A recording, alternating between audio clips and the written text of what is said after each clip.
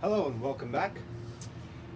The last video I posted, I did a 2-tether climb of a pine tree with multiple branch passes.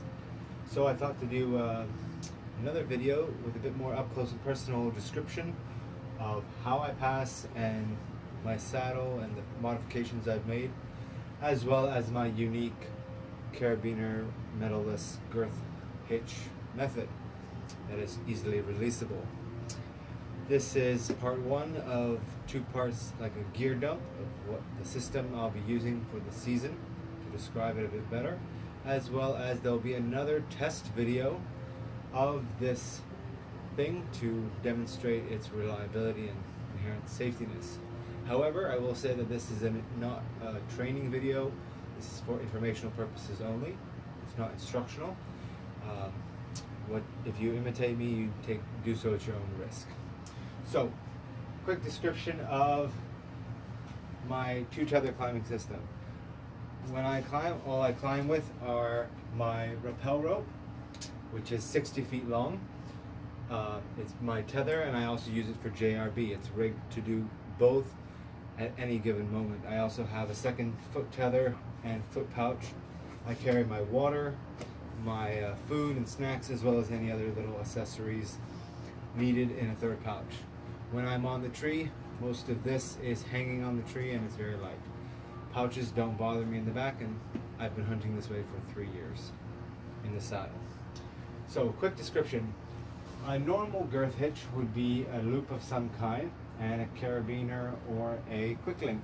People use lockers to keep it from slipping. Now, a quick link would have a screw gate that can take a little while and may be a little noisy. And then carabiners have the danger of being side loaded. So last year I used a unique method of using a carabiner without getting cross loaded, and I'll do so here. Take off this. I take the loop and I would wrap it around until I came up to the other side. I would take the carabiner and pass it through the loop and through the main body of the loop. This is similar in style to the Saddle Hunter's hitch from the JRB system. This gave me what I felt was an easier release of the carabiner and allowed me to use the carabiner when going around branches without side loading it, because all the tension is right there. However, late last season I began experimenting, and throughout this spring have come up with a unique design. I've done multiple climbs on it and multiple tests. If you've seen my last 2 test videos, I was testing on these very things. One of the test videos was testing on a large, I believe it's a 11mm rope. And what it is it's simply a knot which the loop goes around and grabs. Now I've switched to climbing with Tripleberger Rest Tech and Canyon CIV. So I don't use this large one. I just demonstrated that it was possible and it doesn't release. So to describe it, this is Canyon CIV and this is the knot. Now this knot is based off of a what do you want to call it? A bowline. Sorry. So it's very easy to untie, even under load and after testing. This is the rope that I've tested it on. I can untie it after shock loading it and it still will go on the tree. So to explain, what it is it's a unique bowline knot with a special, what I call, locking feature and a tail for extra safety if you are concerned about it. It does this very similar thing to the carabiner method I used last year, except for that the loop will go around the knot. We put the tail end through.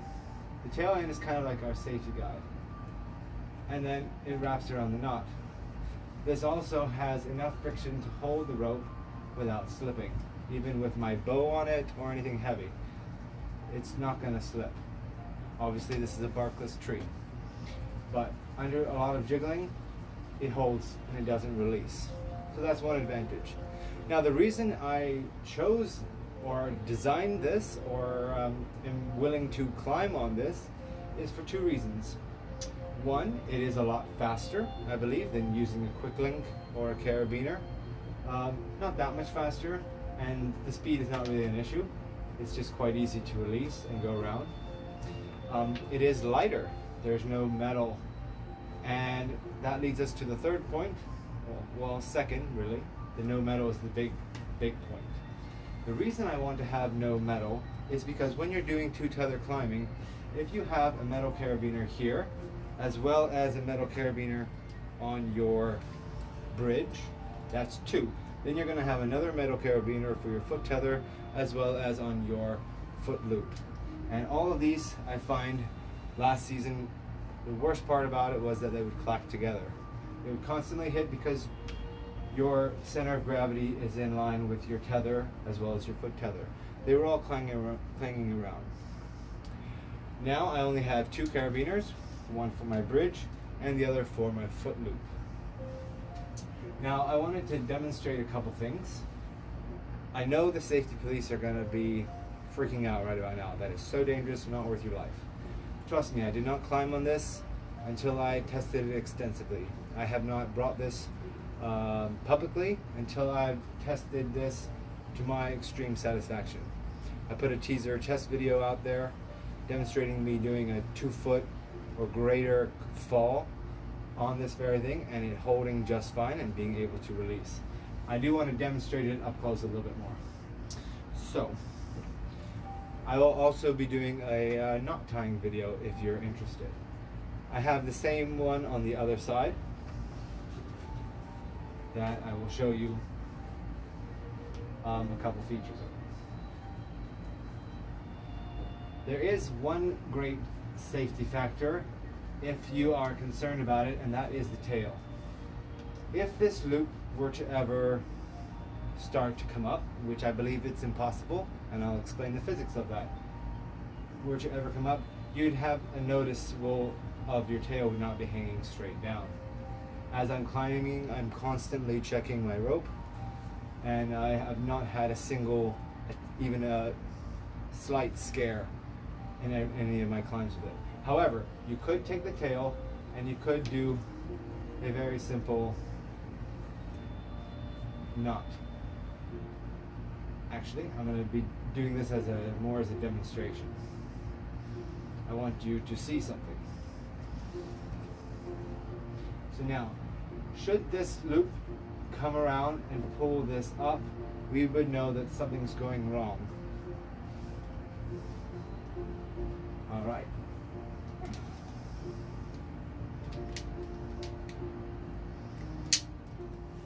I'm going to put this up as high as I can go. All my weight. All my weight. All my weight. This has not even begun to rise as the rope is not under any tension. That's what makes this, in my opinion, quite safe, as long as you do it right. But as with anything, doing it right is what counts. How can I explain this?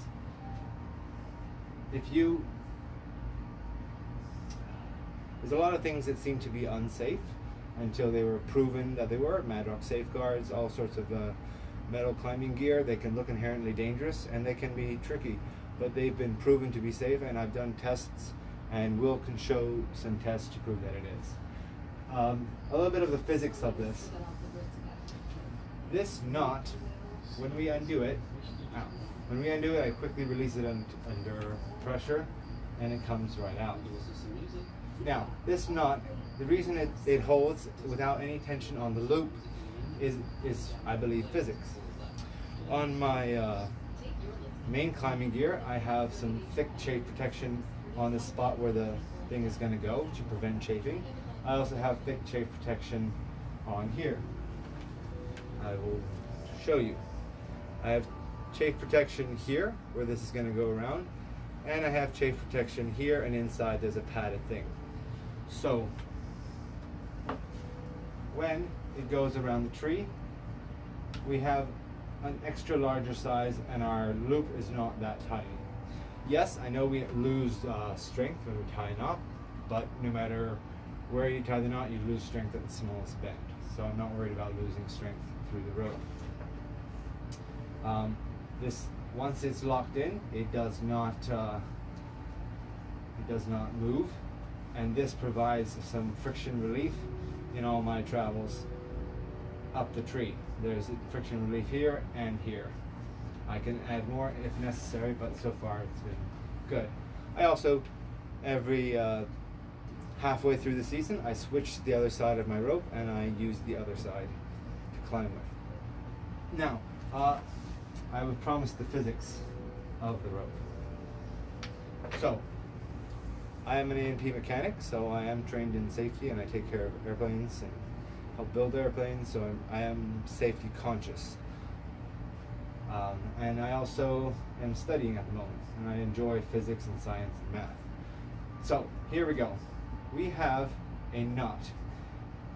Now, all our tension is on the rope this way. That's translated to the tension on the rope coming this way.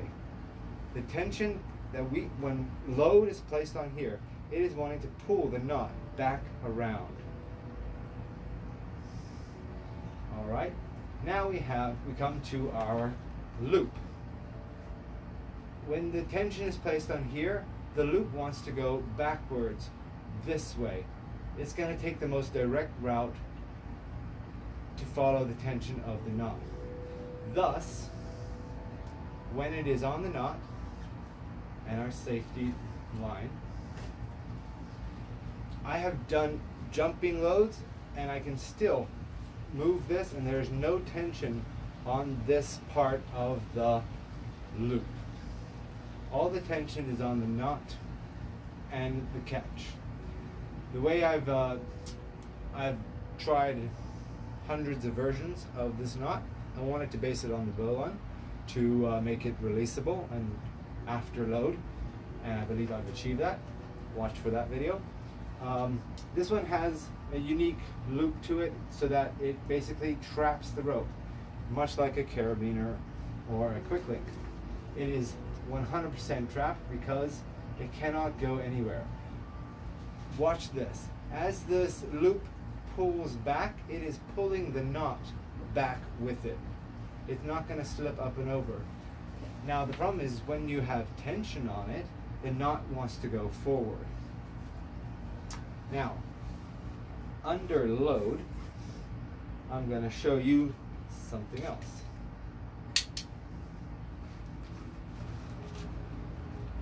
Now,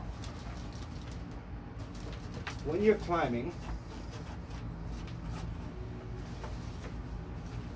if you're worried about it getting released, I've done this for an hour. I promise I wanted to know before I did a climb over about 10 feet. I've wiggled this thing, I bumped this thing. I cannot in any way find a way to release it. It doesn't want to release. Under load, it doesn't want to go anywhere. Nothing is going to do this because it's much like what are they called? For rock climbing, they use them as soft shackle. So it's a similar thing. After, you can wiggle it all you want, and if you've tied it the way I show you how to tie it, it will hold.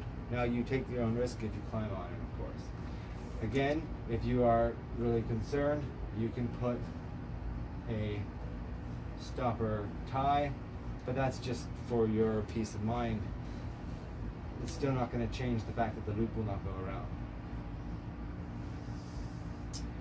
There was something else I wanted to tell you. And that is... Nope, I think that's it for now. I'll be doing another gear dump video as for the rest of the climbing system and some other modifications I've made, as well as my second bridge. And I'll be doing a drop test outside with a couple 100 pounds on this to demonstrate that nothing happens. Watch for that. Thank you.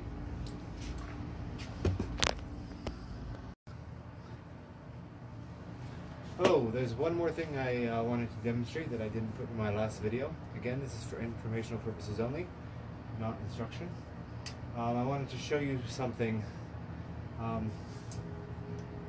that helps. This is under full lock. It's underneath the what I call a safety line, and that can be tied around the main loop. However, I did want to show you that should the loop come up and over, say our loop has come up and it's halfway, this loop is halfway to falling completely free, halfway, in any sort of jangling.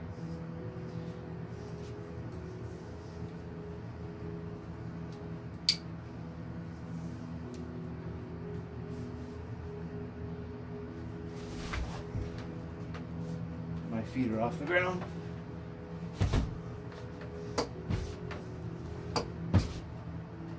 It has still not budged due to what I described before, that no tension is being put on this loop. It's all being placed on this place right here. This is completely tension free, no matter what position it's in. You saw that was more than halfway off, almost completely off. Even completely free, it's still gonna take quite a lot before it releases. Now this loop has been free this whole entire time. Thanks for watching. Be careful and be safe out there.